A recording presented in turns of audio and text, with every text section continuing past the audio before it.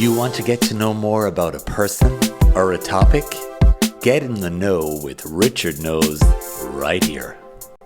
My guest today is the incredible Jackie McCarthy O'Brien, a Limerick living legend. Jackie is a Limerick woman who possesses the rare ability to be able to say she has played both rugby and football for Ireland.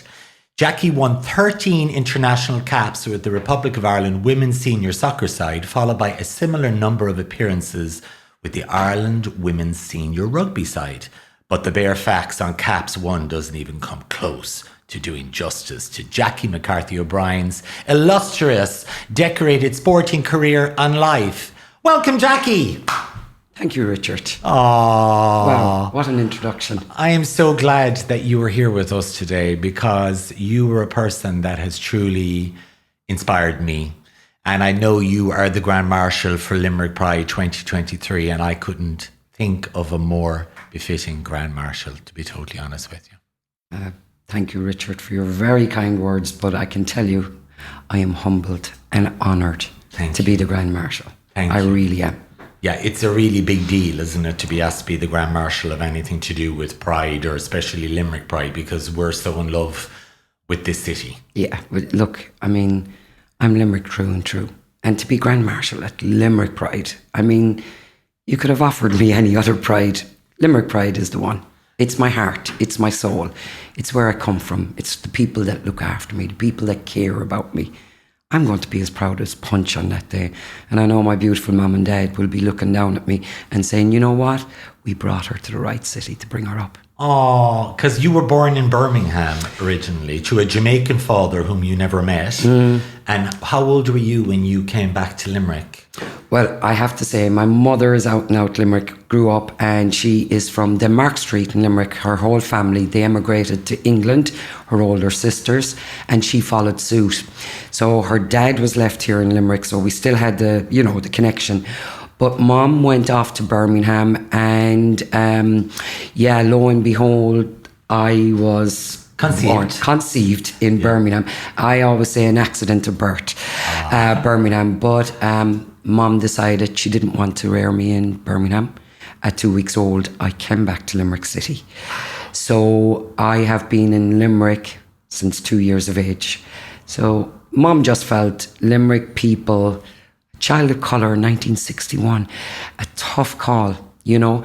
And 1961? 1961. I'm called after Jacqueline Onassis. Yeah. Black don't crack, Jackie. Yeah, black don't crack. For nothing. Yeah, oh my definitely. God, unbelievable. Are you born in? You're taking 1961, Richard. Yeah. Would you believe it? That's unbelievable. Yeah. You look unbelievable. What a time, to come to Ireland. But again, we still had the negativity of being black. And unfortunately, the powers that be, when I was 3 months old, took me from my mother and put me in Mount St. Vincent's. So I remained there until I was 5.5. What? And my mother, why? How? Illegitimate colour child. Wow. That's exactly it. My mother ran after the ambulance in Killeely. It was the talk of Killeely for months. She didn't expect it. She didn't ask for it.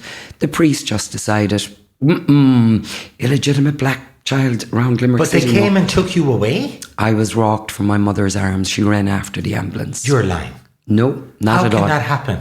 Richard, you must understand, church and state were integrated back then. Really were. And the state paid the church to take these children. Now, I was a child of colour. That was the reason for me and my mother being having me illegitimate. But if your parents died and your father was the one, if your mother died, they could come knocking at that door. My story isn't the only story in Limerick. My story has a different twist.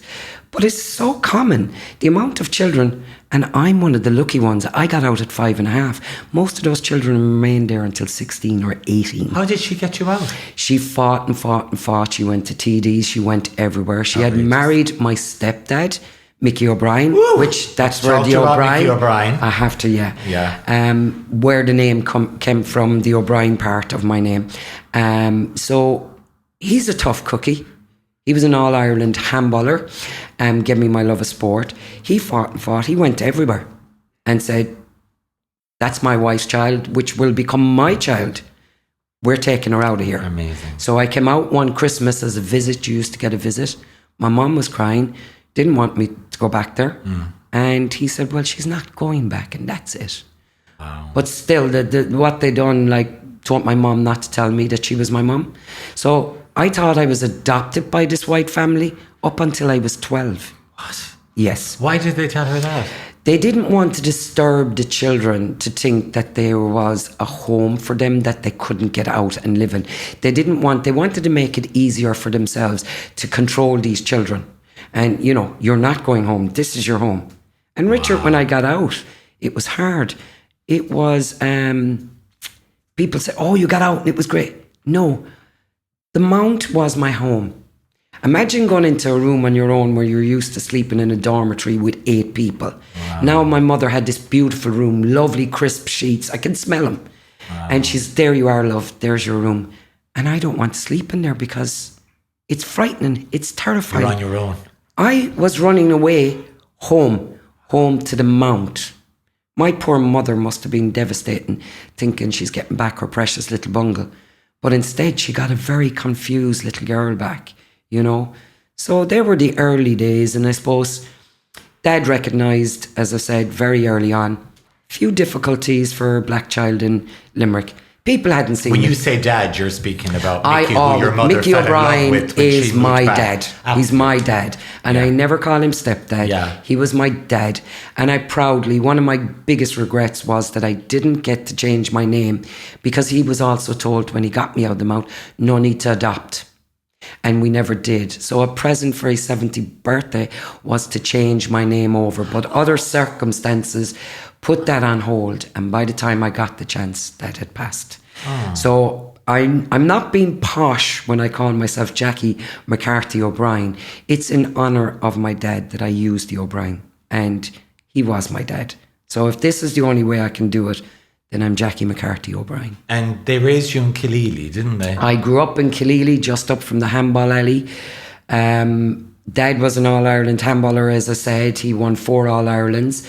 And I used to go to the alley with him every day. I could play handball off my left or my right hand, which is an unusual thing to be able to do.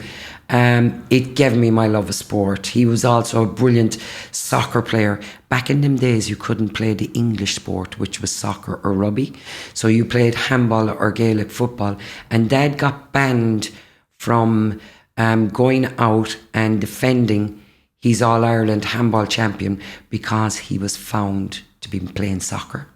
Somebody reported him to the GAA.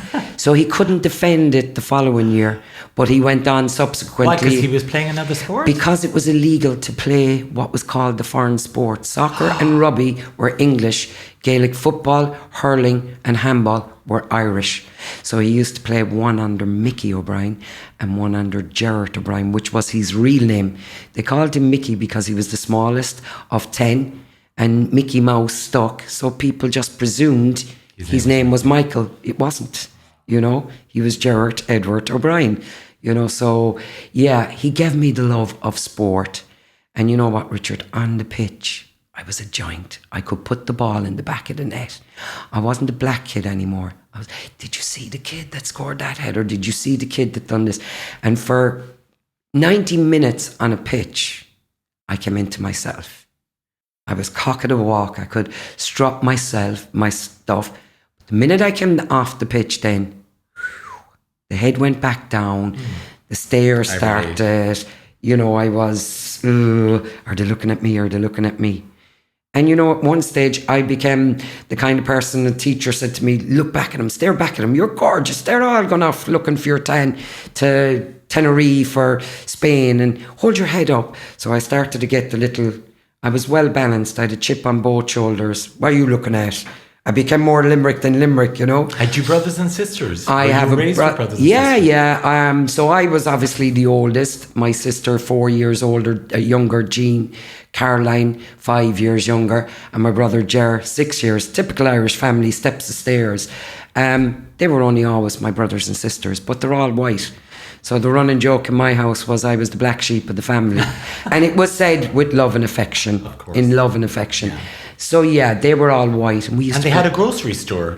Mum and Dad started a grocery store, and Dad was very, very loved, you know, and we used to have the book, and it was like, put that in the book for me until next week, you know, and it was absolutely... The book. The book. Staple, wasn't it? The only thing you couldn't do on the book was buy the cigarettes. You couldn't have cigarettes. You could have anything else, food-wise and whatever, but no cigarettes, because they were seeing...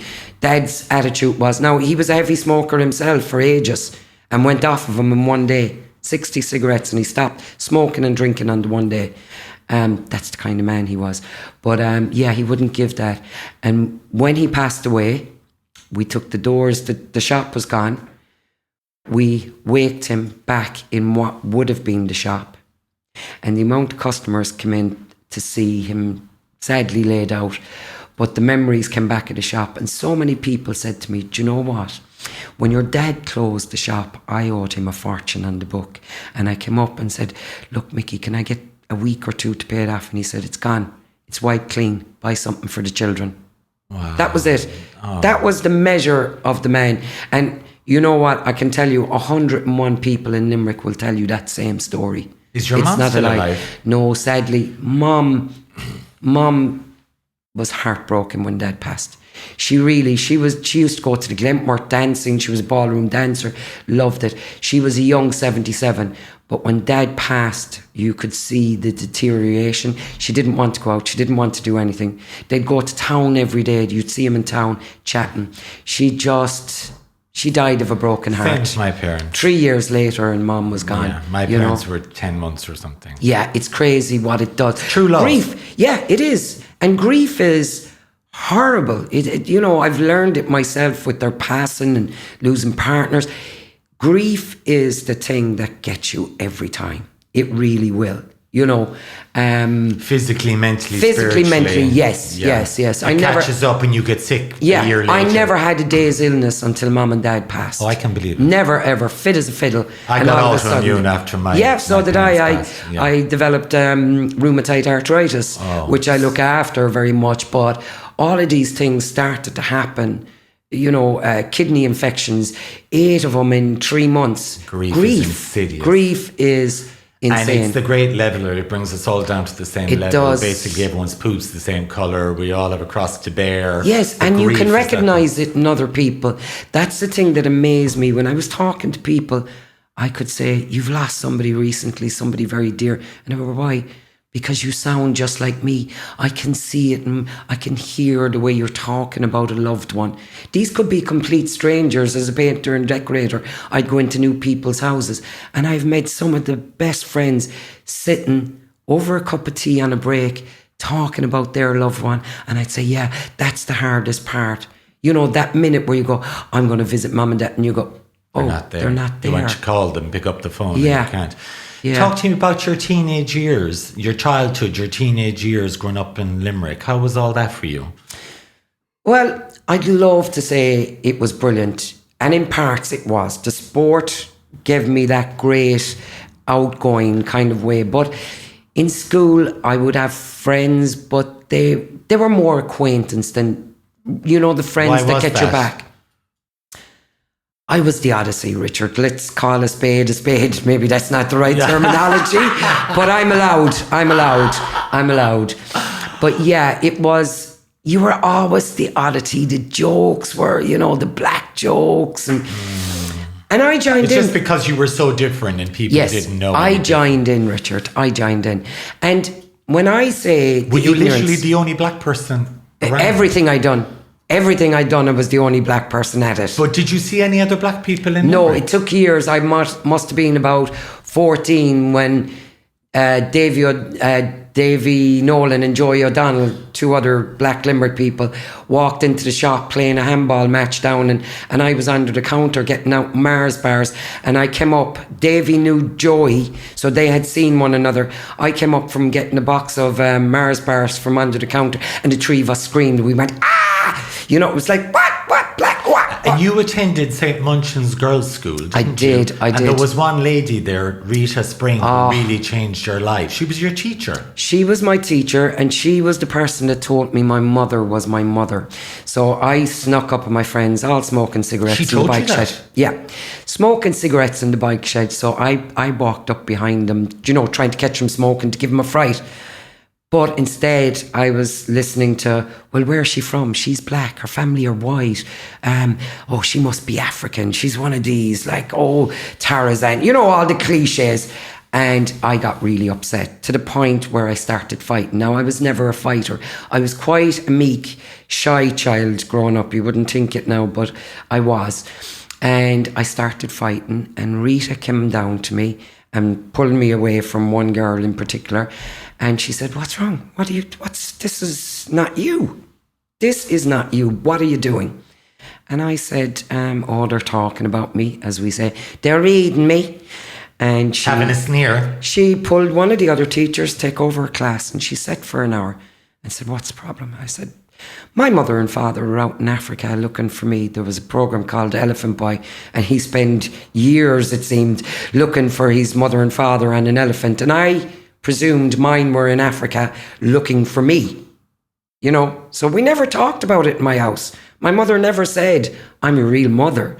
I came from the mount at 5.5, so I thought I was Rita adopted." Told you she was your mother. Rita said, "That's your mum." And I'm like, "No, it couldn't be." She said, "That is your mum." And did you go home and say to your mother, "Are you my mother?" This is like EastEnders. But I was devastated, Richard. You have to remember, my whole persona I had built around myself. I'm an African. My parents are in Africa looking for me. These people are only doing me a favour and adopting me and bringing me up. I called them my parents. I called them mum and dad. But that was my choice because I knew I was safe there. But I still believed in somewhere in the back of my head, my parents are looking for me and they're going to find me one day. So this was devastating. Now I'm not fully African. I'm not fully black. I'm of mixed colour. I had to get my head all around this. And also you're half Limerick. Yes. But that side of it. You feel and amazing. Then, where am I from? Yeah. Where am I from? Then I got my sense of belonging. I am Irish. My mother is fully Irish. My roots are in Limerick. Yeah. Yeah. And I was like, well, this makes me... And what did Mom say when you told her you knew? Was she annoyed with Rita for telling you? No, she wasn't. I think she just didn't know how to... It had, like so many people in Ireland that found out their auntie is actually their mother and their sister isn't their sister, their older sister is actually the mom.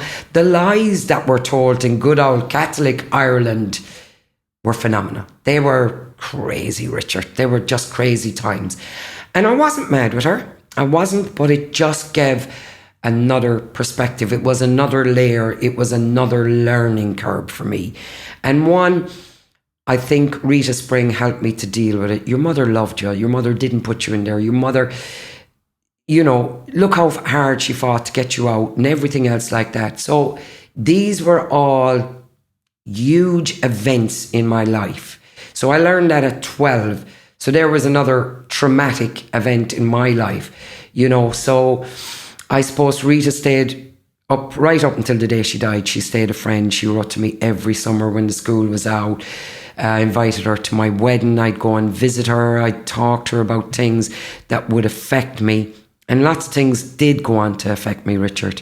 One of which I spoke about the other day. And it was hard for me to speak about because... What was that? I spoke about attempted suicide. And there was a reason for it, Richard. There was a big reason. I was about 16, And look, the backdrop to why I told it is important because... it's something I didn't speak with anybody about, only Rita. I didn't speak to friends. I didn't speak to family. I didn't Your sexuality? My sexuality was what came into play at the time. But did you marry a man and have kids? I did. How old were you when you got married to a man? I was 21 when I got married. And how many kids did you have? I have 4, 3 biological and 1 adopted. So we have 4 beautiful children, 3 together. But at 16... I didn't have very many friends. In school, as I said, the girls could be very cutting. And they didn't take to me in the same way as the boys did. And when I say the boys took to me, I could kick a football. So all my friends growing up were boys. They'd call to the doors, Jackie coming out. Come on, Jack, we're going down to Shelburne Park. We're kicking a ball. We went skinning orchard. We done all the things. And they were more friends than the girls were, you know. So I didn't have a lot and I needed to do something about it. So I went off into the Chalk and Q, which was the old ESB, and it was a pool hall. I made brilliant friends there. One group of girls, I put my money down on the table, started playing pool.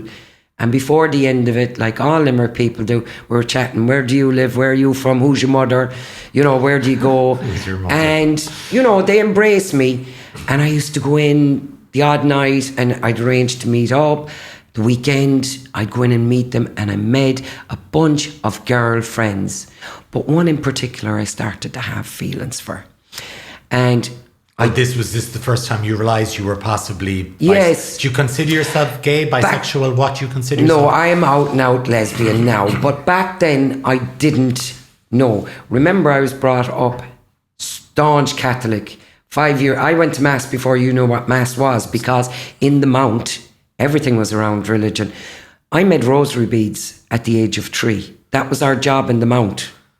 You know, we made rosary beads. We carry so much shame around our sexuality, don't we? Do. It's shocking, isn't it? But, you know, Richard, as I said... But thank God you came out late, because you wouldn't have your kids. I did, because, you know, I mean, I will be honest with you, I fell in love with this woman, but I didn't know what the feelings were.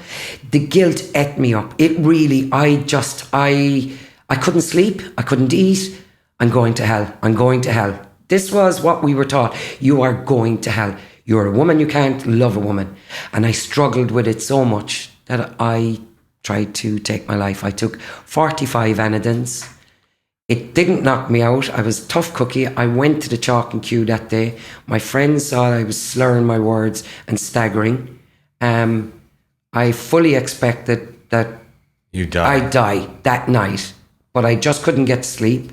As I said, in my head, I said goodbye to my mom and dad and my brothers and sisters. But I got to the hospital. I had to be pumped out. Somebody came in and talked to me, asked me why I'd done it. I told my parents, I told everybody. I had a massive hangover. Gay? No, never told anybody. I had a massive headache, and I took 20 tablets, and it done nothing, made it worse. I took another. I lied through my teeth. My mother and father weren't equipped to deal with it. There was no such thing as psychologists, psychiatrists. There was nothing. How old were you when you came out?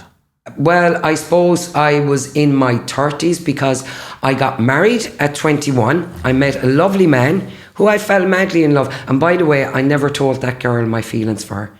I never told anybody. The only one that knew was my school teacher.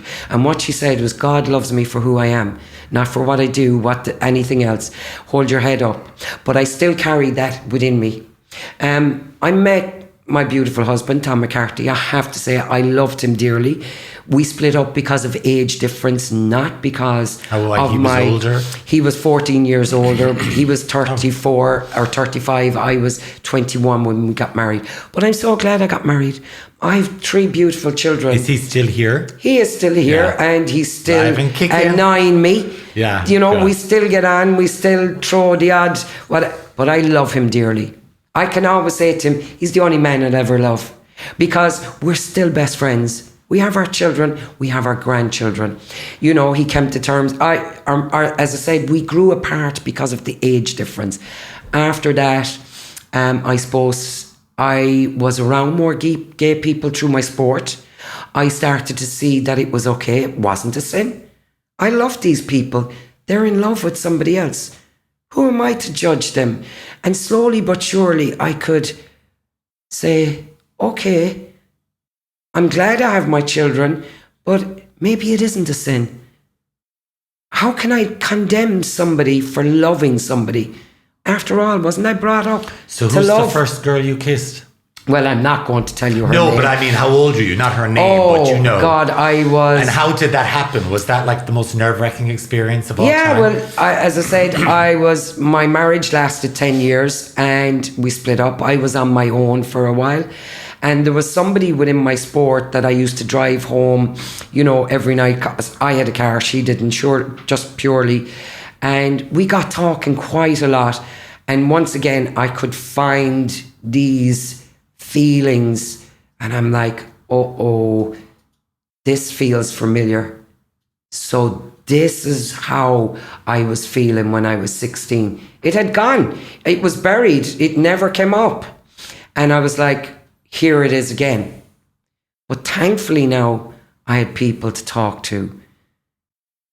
And you know what? I mean, the prejudice I had as a person of colour went before me all the time.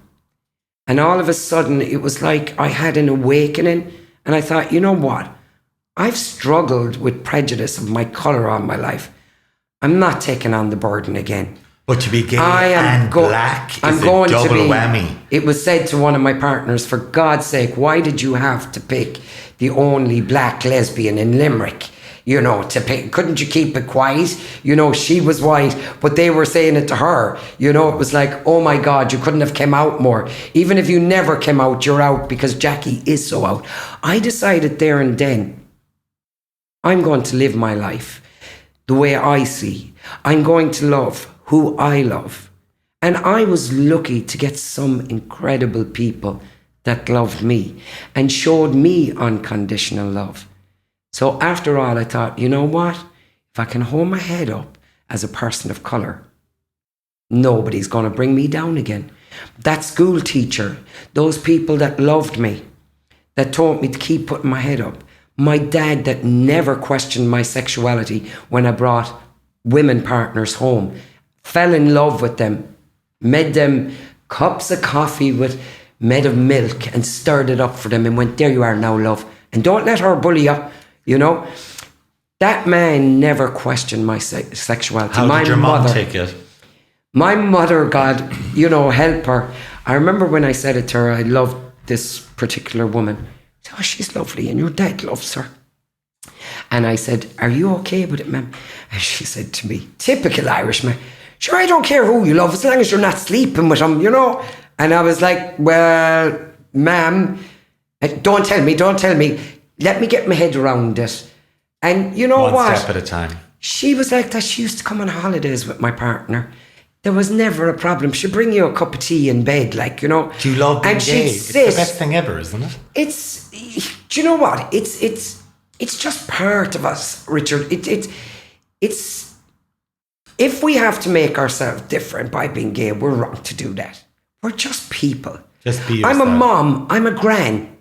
You know what I mean? How many grandkids? I've got 3 grandchildren, Jaden, Mason and Leah, and they're absolutely fantastic. But to them, I'm just Nana Jackie, right? That's it. Nana used to play football. Not gay Nana Jackie. Not gay Nana. You're a bit different, Nana, because you wear 3-piece suits and a shirt and tie, but it's nothing. You know, that's what Nana does. Nana has a girlfriend, not a boyfriend. They grew up in it, Richard. It's nothing to them. It's beautiful and it's natural. It's who they are. You know, and they've got an auntie who's gay. They've got 2 aunties. And, you know, Kaya has uncles and aunties. So you and I are related through our youngest. Because you adopted my cousin. Yes. Which is crazy. Yeah, and she loves you to bits. Oh, I love her too. And she's got uncles and aunties on both sides of her family, her extended family. And, you know, she is a happy, well-balanced. You've met her. You see who she is. And through Kaya, I have to say, Richard, I'm learning about pronouns and I'm learning about the whole LGBTQI. And because at my age, it's all new to me. It's all new to me as well. And it's new to a lot of people. Right and I think there is a lot of backfire from the straight community because I think they're being bombarded with so much messaging, new things. Yes, to new learn. Messages. I mean, I just heard Demi Lovato even said, I don't want to be called they anymore because I'm exhausted from explaining to everybody. Yes. Straight people are not accustomed. We're even learning. We're gay people. Richard. And straight people have to learn it all over. Exactly like a lot of my friends, it doesn't compute whatsoever. But look, Richard, it's like, do you remember growing up, your mum and dad would say to you, you never refer to somebody as they or them. It's Mrs. So-and-so.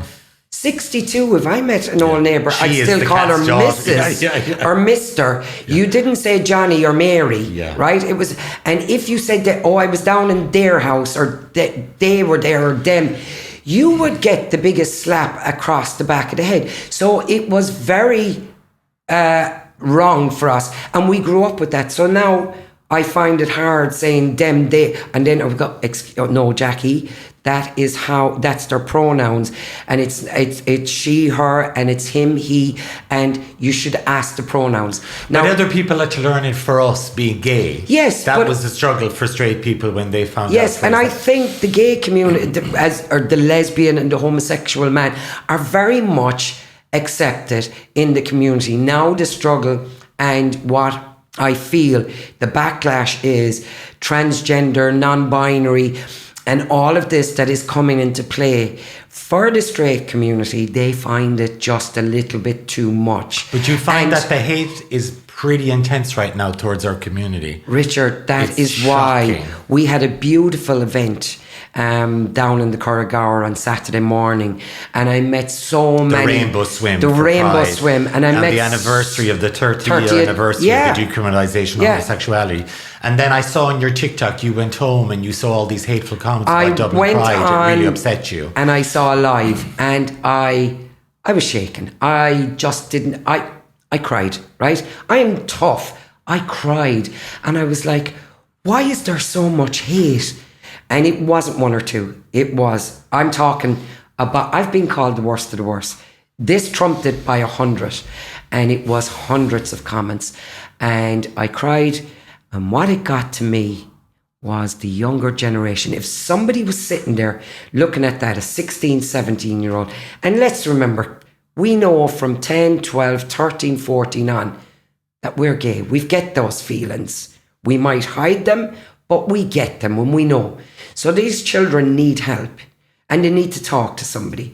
And when they go on Pride to look at it, and maybe next year I'll go to Dublin, and they see these comments. This is why I was talking to the people that go on the bridges of Limerick. We've 2 rescue groups here in Limerick, 2. And I was talking to the treaty prevention. The suicide prevention. Group, and I happen to know a lot of the people there, and we sat for a while, and they told me some of the statistics, and I'm going to go out on the water with them and have some more chats, and I'll go with the other group as well, if they'd like to have me along, because I want to learn more about it. But my worry was that our younger people would be going on those bridges, and both these groups would be inundated with call-outs to try and talk people down off a bridge. Prevent them taking their own lives. So, because you think for LGBTQI people, I'm getting a load of hate online as well. Richard, it's the worst. Huge. I feel it's the worst it's ever been. It is huge. I think it's like I said, there is a lot of acceptance for the community there, but they're being bombarded with too much rhetoric at the moment. It's like I have a load of people that came on and said, oh, you're pushing it in the schools. It's going to be pushed in the schools at 6 and 7 years of age. Now, I don't know what's being pushed, but I know I have a grandchild, and I know I'm going to get slated from this. But I would be happy for my grandchild to be told, do you know what? There's women that love women. There's men that love men. There's also women that feel they're actually a man, and vice versa. There's also people out there that don't recognise one or the other, or they are one another on given days. It's best to educate people, because it is a fact of our lives. That's information, and that is education.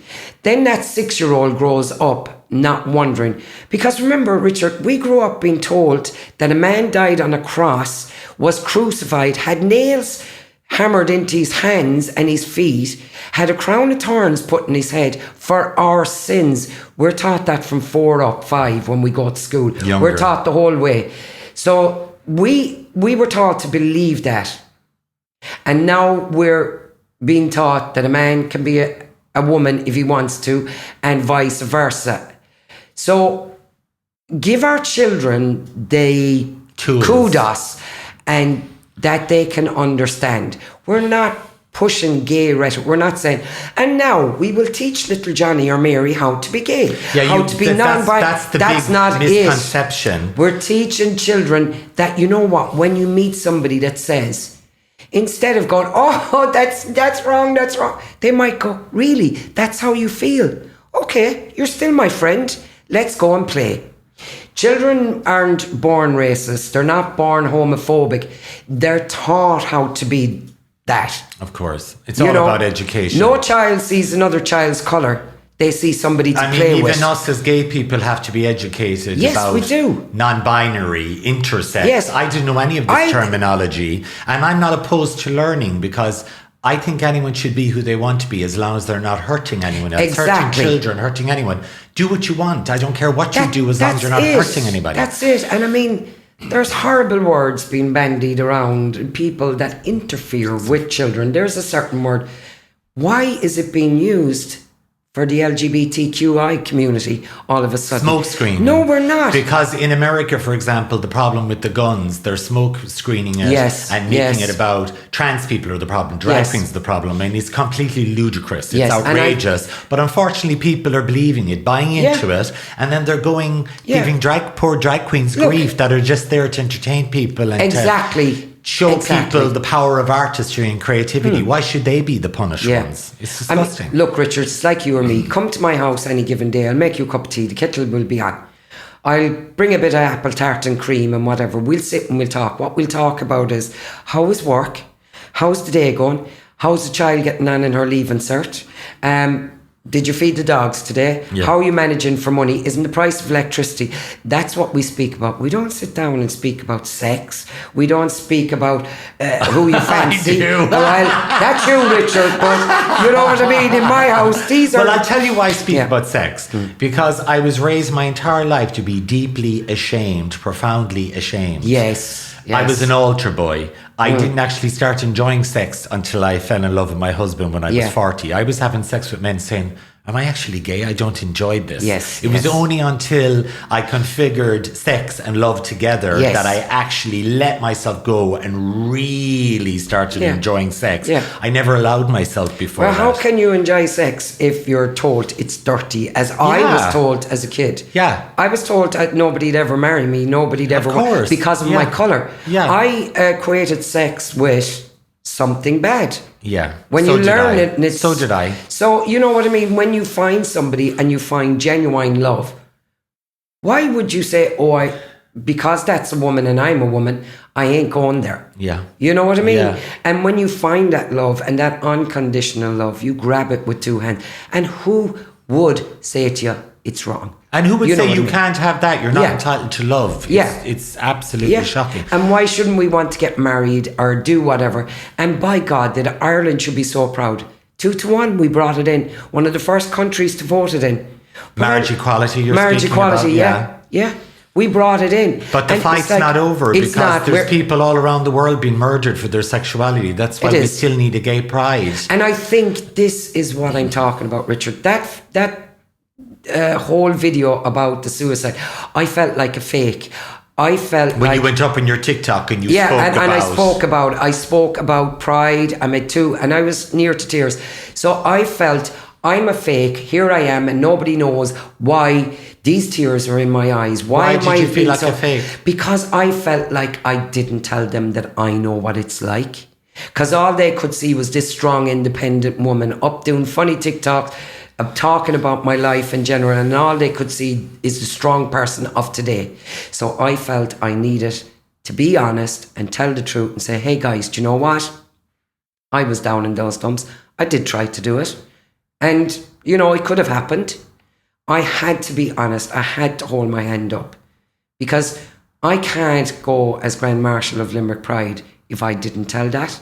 Nobody would have stopped me. Nobody would have known. I could have went up there and pretended. But you know what? If I'm going to be Grand Marshal, at least let somebody be able to say to me, Jackie, you know what it's so like. Low.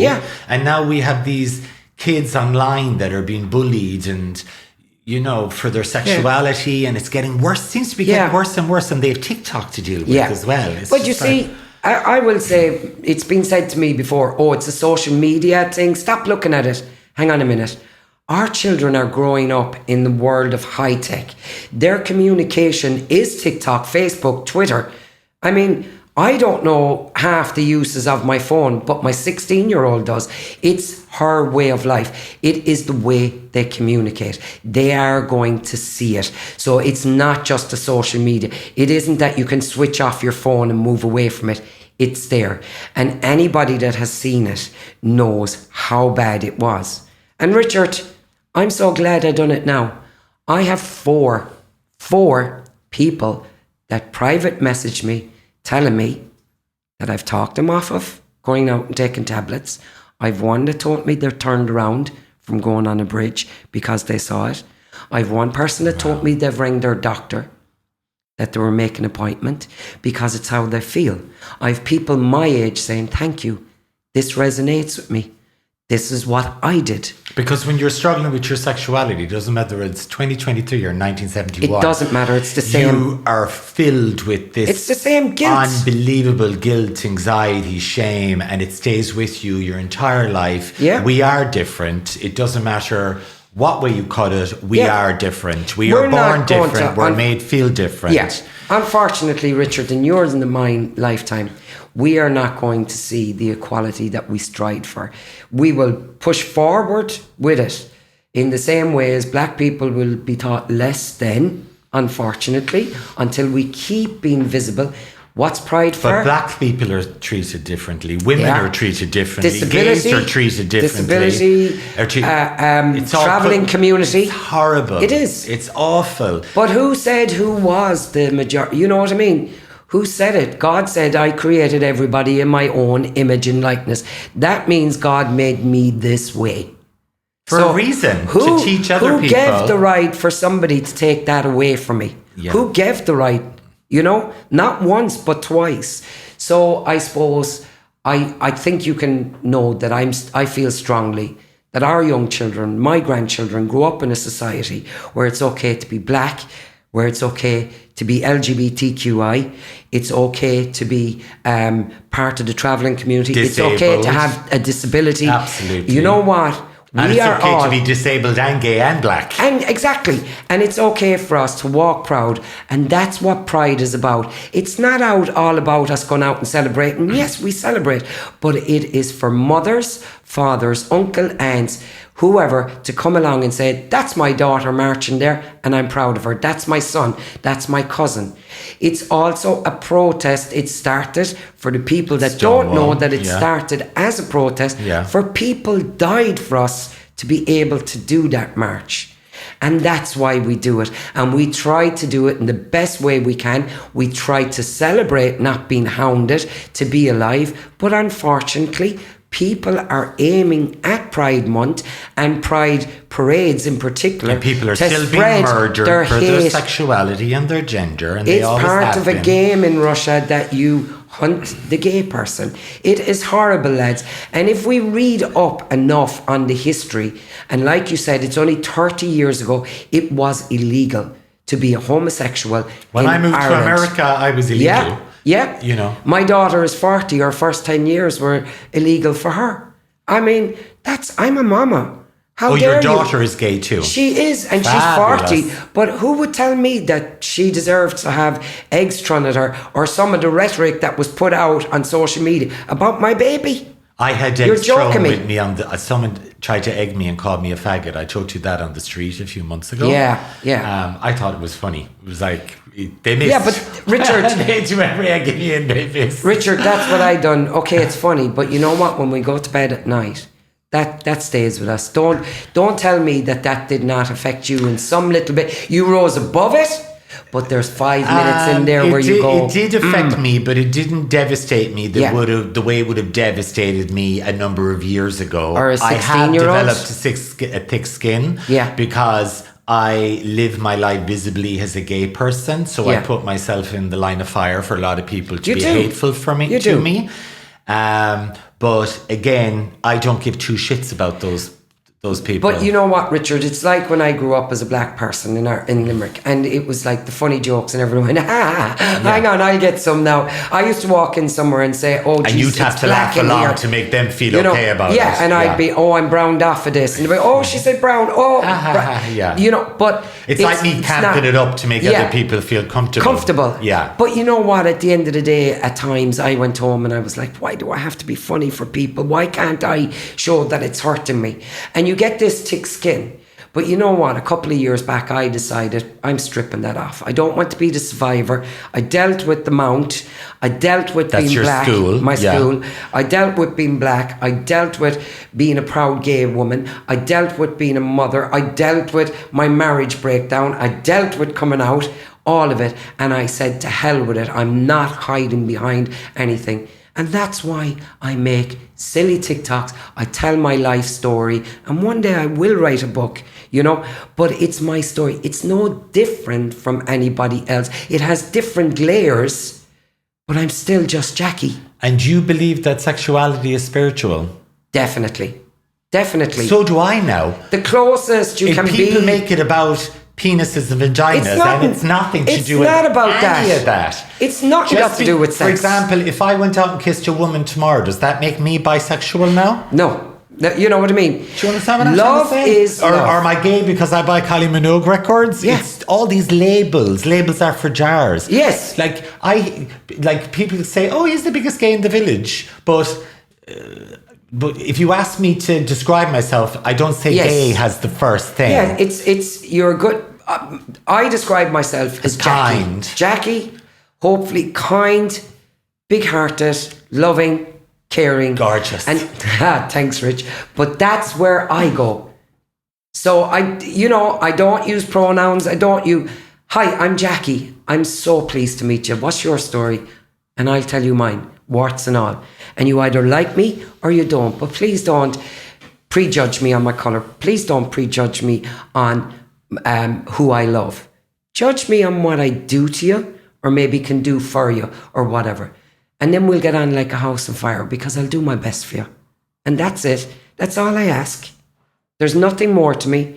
And it's like you said, it isn't about sex. It's who I love. I loved my husband. My marriage broke down. I just so happen to have an attraction for women now. And women are attracted to me. To be honest with you, I find everyone attractive. Yes. I find, my two biggest... And I have fantasized about women. Yeah. I'm gay, but... Richard. Women are beautiful. I'm not vagina-phobic by any stretch of imagination. Richard, we're going on the 3rd of July across the road to the Robbie experiment for our night experience. Yes. And you know what? I'll just put this in context. Jackie is doing an event for Limerick Pride at Limerick's famous rugby experience, and it's a women in sporting event, and Jackie is headlining it. Yeah, well, you see, if I looked up now and Paul O'Connell was at the end of that room, or David Wallace, or some any of the rugby those, greats, you'd fangirl, would you? It's actually known that Paul O'Connell, I love him. I love him.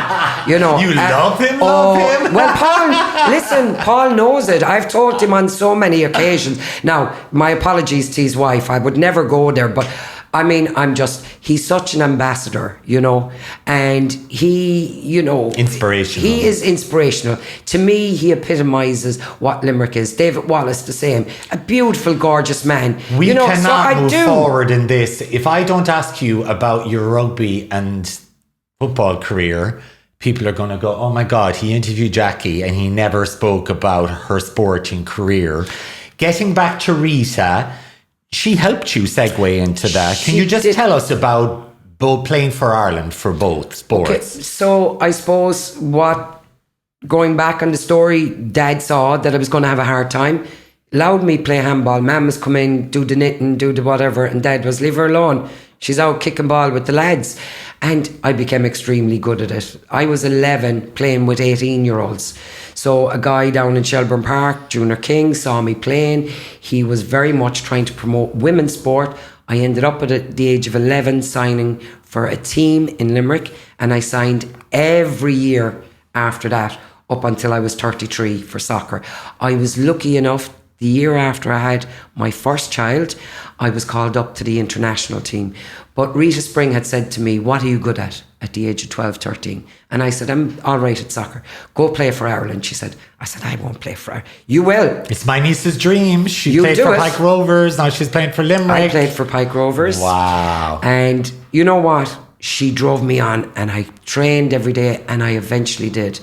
I was lucky enough to get 13 caps at soccer, but my knees started to give because once again, the women were only given the pitches in the summer, so the ground was so hard because the men had priority.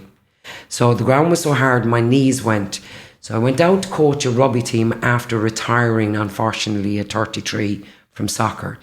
And another coach turned up. So I said, look, I'll fall in. I don't know nothing about the game of rugby, but I'll fall in. You can throw me up. I'm light and I'm tall, which they did.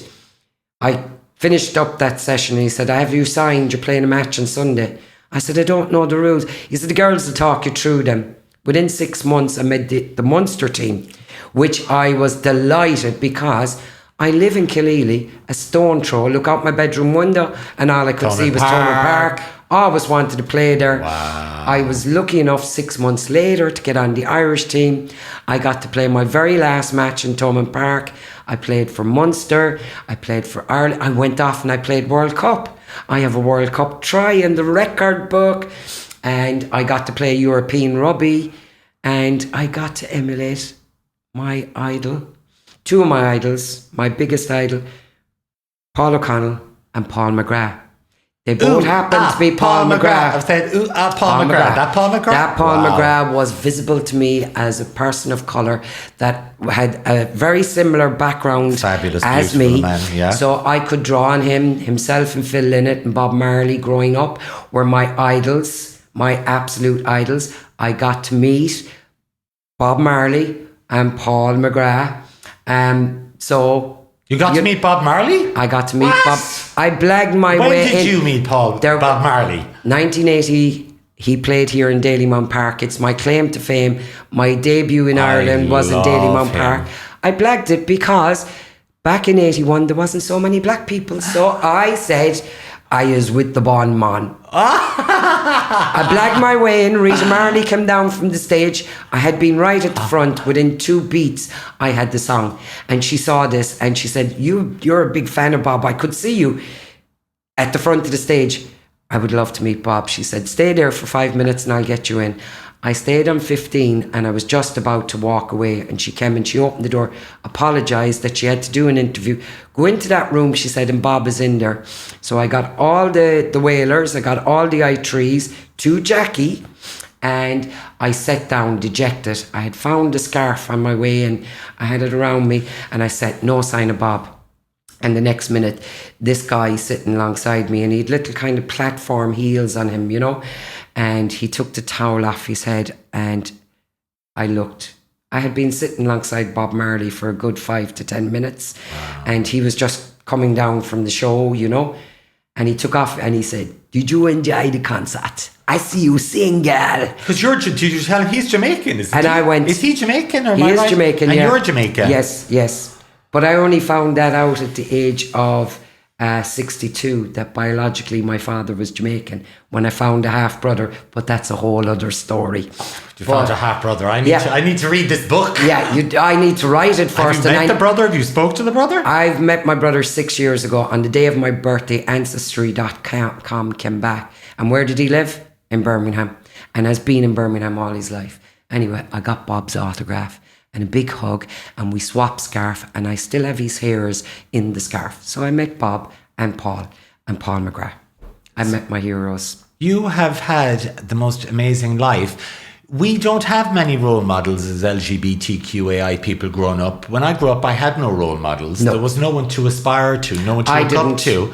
And you have become a role model. And now you are a role model. You're a role model for my niece because of sports. You're a role model for me because of LGBTQI. You're a role model for every black person that's moved to Limerick.